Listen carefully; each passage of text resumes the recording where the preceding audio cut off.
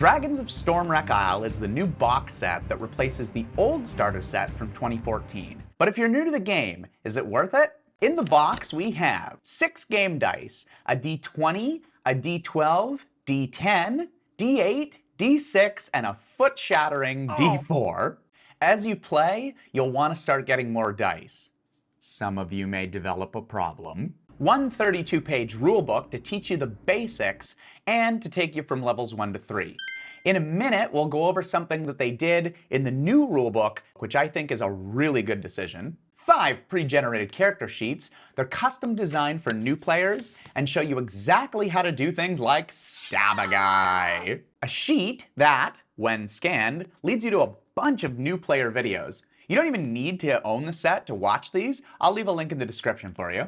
One 48-page adventure book, Dragons of Stormwreck Isle. To keep it spoiler-free, I'm only going to mention one thing that I really liked a little bit later on in the video. Let's talk about what they did well. First, I love how accessible the rulebook is if you're new to Dungeons & Dragons, especially the welcome section. Right away, it sets up what to expect if you're a new player, if you're the dungeon master running the game, the typical flow of the game, and some terms that you're going to need to know. This was all absent from the first starter set, Lost Mine of Phandelver, which just kind of got into like the gritty details of how to play without giving you a general overview. As for the new character sheets, okay, imagine this.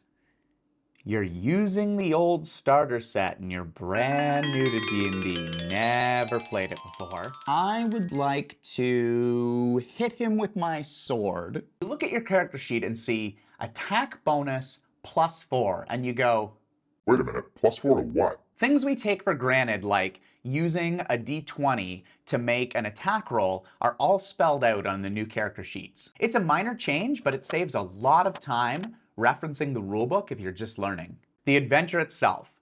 So, the one thing that I think they did really well is that they hold your hand right at the beginning. It's assumed you've never run a game as a dungeon master before, so the first page, everything is spelled out for you. The first encounter is broken down step by step. It's a really good move that I hope we see more of in future adventure modules. So, what could they have done better? Well, if you're new, it's helpful to understand there's another box. That was all the dice falling into the bottom. There's another box.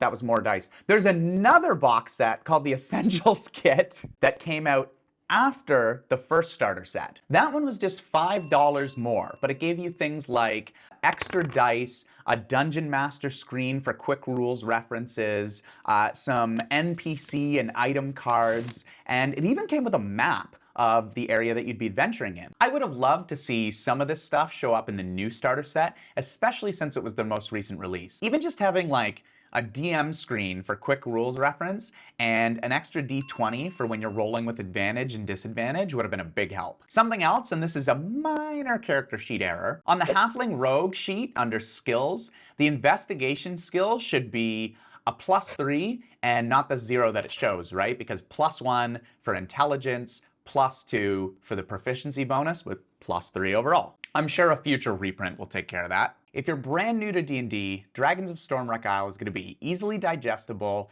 and you're not going to have to spend a lot of money to get into it. It's available October 4th, so tomorrow.